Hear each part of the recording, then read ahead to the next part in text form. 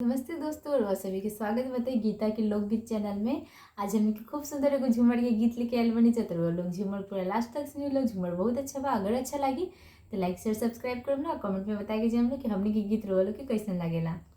मकैया राजा बो गईले जीव के जाल हो। मकैया राजा बो गईले जीव के जाल हो। मकैया राजा बो अपने गईले राजा पूर्वी बानी जिया हो।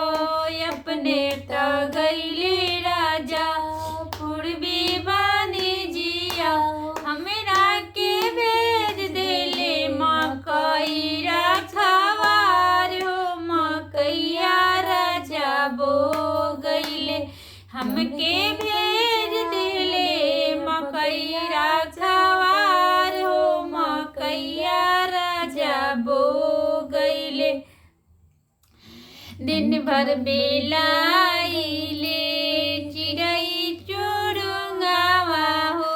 दिन भर बेलाइले चिड़ै चुरुंगावा आधी रात बेलाइले बुढ़वा हुआर हो। मकैया राजा बो गईले आधी रात बेलाइले बुढ़वा हुआर हो।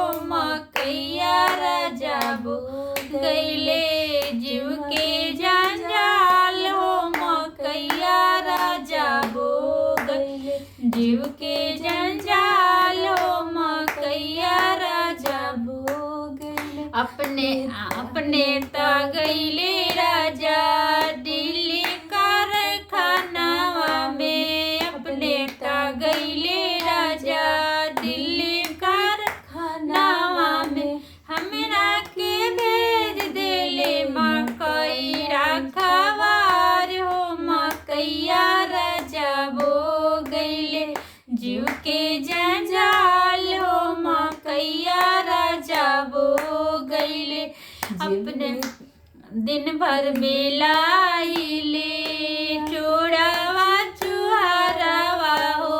दिन भर बेलाइले चोरावा चुहारावा हो। दिन रात भर बेलाइले नंदी के यार हो।